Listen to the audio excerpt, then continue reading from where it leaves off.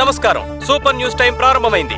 ముఖ్యంగా 4 ప్రశ్నల్ని ఈ super news టైంలో మీ ముందుకు తెస్తున్నాను. 1. మంత్రి చౌడప్పని చంపడానికి ముద్దాయి అజయ్ ని ప్రేరేపించిన నేపథ్యం ఏమిటి? 2. ముద్దాయి అజయ్ కి ఏ తీవ్రవాద సంస్థతో సంబంధం ఉంది? 3. మంత్రి చౌడప్ప రెగ్యులర్ గా చెకప్ కోసం వెళ్లే మూన్ రైస్ హాస్పిటల్లో ముద్దాయి అజయ్ కి జాబ్ ఎలా దొరికింది? 4. ఈ కుట్ర వెనుక ఇంకా ఎవరెవరు ఉన్నారు? చర్చల్లోకి వెళ్లే ముందు సూపర్ న్యూస్ టైంలో ఇప్పుడు ముద్దాయి అజయ్ ని కోర్టుకు తీసుకువెళ్లే ఎక్స్క్లూజివ్ దృశ్యాలను చూపించేందుకు మన ప్రతినిధి వినోద్ లైవ్ లో ఉన్నారు. గోపి, నేను ఇప్పుడు కమిషనర్ ఆఫీస్ ముందు ఉన్న రోడ్ లో ఉన్నాను. మంత్రి చౌడప్ప హత్య కేసులో ముద్దాయి అయిన డాక్టర్ అజయ్ ని మరో చోటికి తరలిస్తున్నట్టుగా సమాచారం అందింది. గోపి, నా వెనకాల చూడండి, పోలీస్ వెహికల్స్ ఒకటి తర్వాత ఒకటి వస్తూనే ఉన్నాయి. దీన్ని బట్టి హంతకుడి అజయ్ ని ఎక్కడికో తీసుకెళ్తున్నట్టు క్లియర్ గా తెలుస్తోంది. మేము ఫాలో అవుతున్నాం. ఎంతో సంచలనం రేకెత్తించిన విషయాన్ని మీరు ఇప్పుడు సూపర్ న్యూస్ టైంలో చూస్తున్నారు. మా ప్రతినిధి వినోద్ ఇప్పుడు హంతకుడిని తరలించే చోటికి పోలీసు వాహనాల్ని అనుసరిస్తూ వెళ్తున్నారు.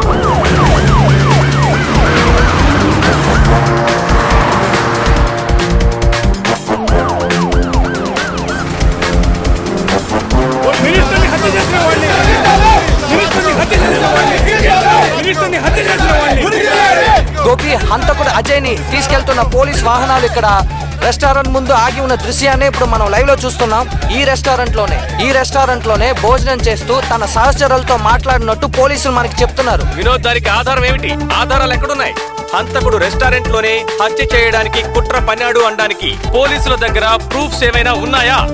గోపి, పోలీసులు వాళ్ళ దగ్గర ఒక సెల్ఫీ ఉందని అంటున్నారు. ఈ షాప్ లో పనిచేసే ఎంప్లాయీ ఒకడు అనుకోకుండా తీసిన సెల్ఫీలో ఫోన్ చేస్తూ ఏదో ప్లాన్ చేస్తున్న డాక్టర్ అజయ్ ఫేస్ ఆ సెల్ఫీలో రిజిస్టర్ అయిందన్న ఆధారం ఉందంటున్నారు. యాదృచ్ఛికంగా దొరికిన ఆ ఆధారం, ఆ ఫోటో, ఆ సెల్ఫీ. ఈ కేసులో వాళ్ళకి ముఖ్యమైన ఆధారం ఇదే. ఇప్పుడే టవర్ లొకేషన్ ని ట్రాక్ చేసి పరిశీలిస్తే ఈ రెస్టారెంట్ లో హంతకుడు అజయ్ ఫోన్ చేస్తూ కనిపిస్తున్నట్టు ఆధారం దొరికింది. హంతకుడిని తీసుకుని వెళ్ళిపోతున్నారు.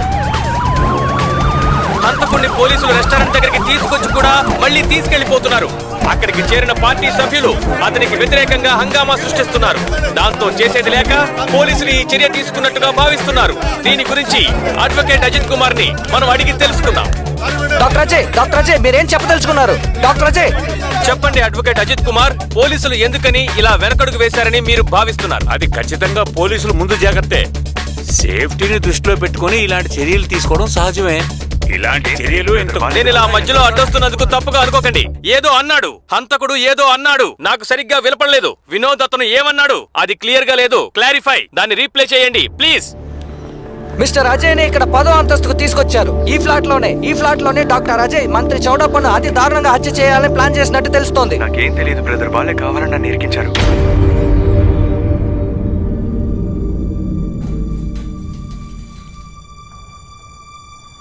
నిజంగా నేనే తప్పు చేయలేదు సార్. అంటే నువ్వు చెప్పేదాన్ని బట్టి మంత్రి చౌడప్ప గారి మరణం హార్ట్ అటాక్ వల్ల వచ్చిందనేగా? Yes, I'm sure sir, it was a heart attack. నా కళ్ళ ముందు ఆయన చనిపోయారు. నేనే అప్పుడు సిపిఆర్ ఇచ్చాను. ఆయన చనిపోయారని చెప్పిన ఎమర్జెన్సీ డాక్టర్ కూడా హార్ట్ అటాక్ అనే రిపోర్ట్ ఇచ్చారు. మరి అది హత్యగా ఎలా మారింది? నువ్వు ఎలా హంతకుడిగా మారావు? నాకు తెలియలేదు సార్. నేను చేసిన తప్పు ఒక్కటే, మంత్రి గారి మనవరాలే సిన్సియర్గా ప్రేమించడం. నీకు ఝాన్సీకి మధ్య ఉన్న ప్రేమ గురించి చౌడప్ప గారికి కాకుండా మరి ఇంకెవరికైనా తెలుసా? నాకు తెలిసినంతవరకు లేదు సార్. కానీ ఝాన్సీ వాళ్ళ నాన్నగారు రాయప్పకి తెలుసు అనుకుంటా. కానీ మా ప్రేమ ఆయనకి ఇష్టం లేదని ఝాన్సీ నాకు చెప్పలేదు. ఏదేమైనా చౌడప్ప గారు మరణించారు కాబట్టి నిన్ను అనుమానించక తప్పదు. ఝాన్సీ వాళ్ళ నాన్న అనుమానాన్ని ఆధారంగా చేసుకుని డాక్టర్ అజయ్ని హంతకుణ్ణి చెయ్యాలని ఆశిస్తున్నా, అంటే కోరుకుంటున్నా ఒక వ్యక్తి ఎవరు దీని వెనక ఉన్నట్టున్నాడు. ఒక విధంగా మన ఊహించని వ్యక్తి కావచ్చు. ఒకవేళ ఒక ముఠాయి ఉండొచ్చు.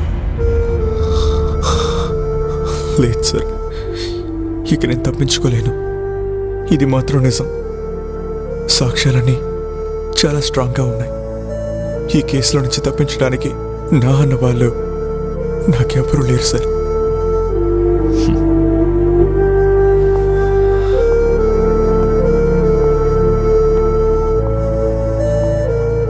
డోంట్ వరీ డాక్టర్ అజయ్, నమ్మకాన్ని కోల్పోవద్దు. వీళ్ళంతా ఉన్నారు నీకు సపోర్ట్గా.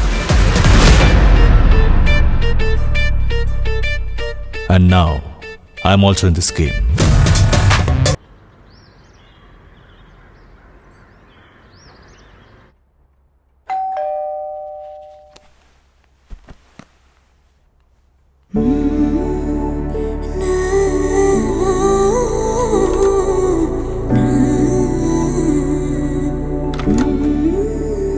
Hi, I'm Rajiv. హాయ్, కూర్చోండి. Thank you. నేను వచ్చింది కొన్ని విషయాలు తెలుసుకోవడానికి. అర్థమైంది. తార నాకు ఫోన్ చేసింది.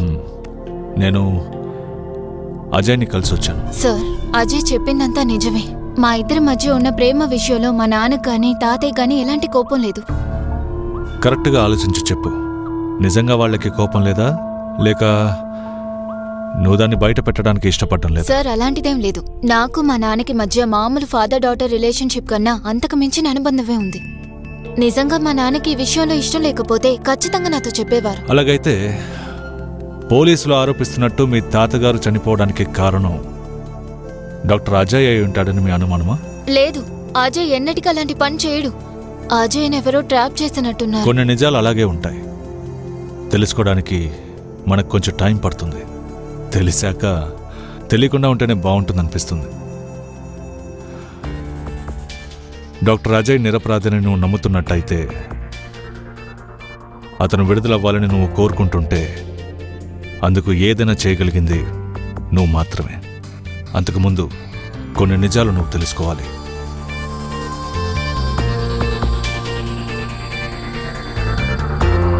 Thank you.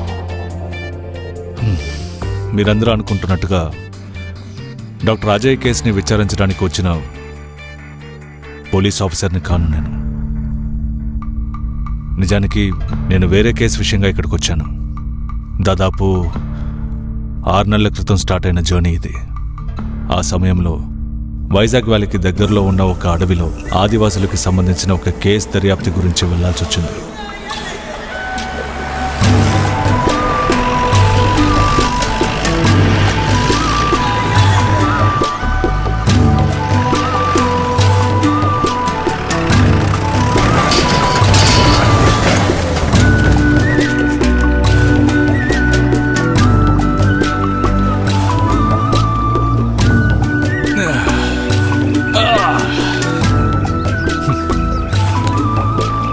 రేయ్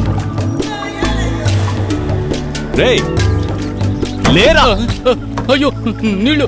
నేను ఎక్కడున్నాను? రే, అలా సీట్లో కూర్చొని నిద్రపోకుండా ఈ అడవి అందాన్ని ఆస్వాదించరా. అవును, ఇక్కడ క్యాబ్ రైడ్ జరుగుతోంది, ఆస్వాదించాలి. రే, నువ్వు అక్కడికి వెళ్ళి నోరు జాగ్రత్తగా చూసుకో.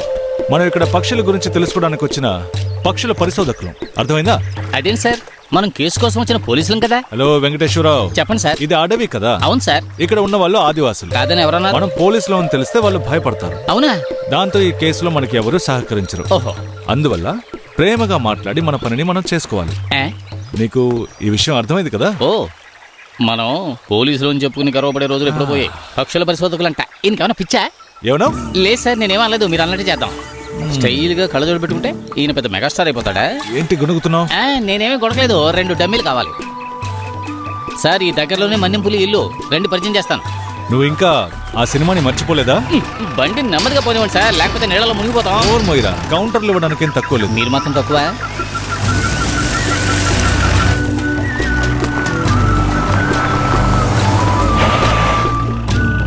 చూసారా సార్, వేరే లెవెల్లో గడ్డం డెవలప్ చేశాడు. రాజేష్ సార్ కదా, ఇంకా కొంచెం ముందుగానే వస్తారనుకున్నాను. కొత్త చోట కదా, దారి తెప్పాం. బ్యాగ్ తీసుకురా. అలాగే. ఈ ఏరియా సూపర్ గా ఉంది సార్. ఇక్కడ మనం బాగా ఎంజాయ్ చేయాలి. కేసు విషయం తర్వాత చూసుకోవచ్చు. నీకు ఎన్నిసార్లు చెప్పాలి కేసు గురించి మాట్లాడద్దని? లేదు సార్, ఇక మాట్లాడను. మనం పక్షుల గురించి తెలుసుకోవడానికి వచ్చిన పరిశోధకులం. ఓకే సార్, మనం ఈ అడవి అందాలు చూడడానికే వెళ్తున్నాం.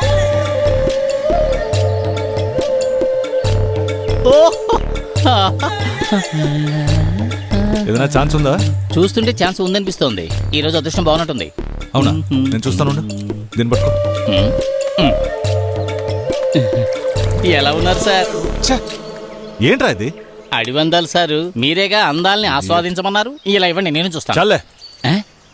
ఈయన ఒక్కడే ఆస్వాదించేస్తున్నాడు. పక్షులు అక్కడ ఉన్నాయా?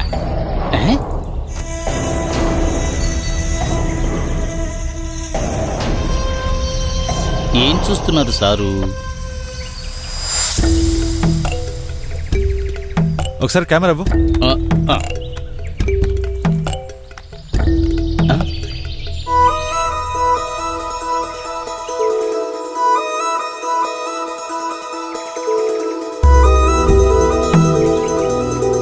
ఏమైంది సార్?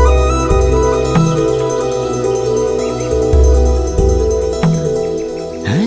చూస్తుంటే అడవి సీతాకోక చిలుకల్లో ఉన్నారు. సార్ కంట్లో ఎలా పడ్డారు? ఉమ్, ఏం చేస్తున్నారబ్బా? వెంకటేశ్వరరావు, ఆ? వాళ్ళేదో దొంగలిస్తున్నట్టున్నారు. ఆ. అది పట్టపగలు నడి రోడ్డు మీదే. సార్, మీరు వీడియో తీయండి, నేను గ్రీన్ హ్యాండెడ్ గా పట్టుకుంటాను. ఆ వీడియోలో నేను కూడా ఉండాలి. దాన్ని యూట్యూబ్ లో పెట్టేద్దాం. దొంగతనం చేయని. ఏనేం పోలీసు దొంగల్ని చూసి కూడా పట్టుకోవడం లేదు.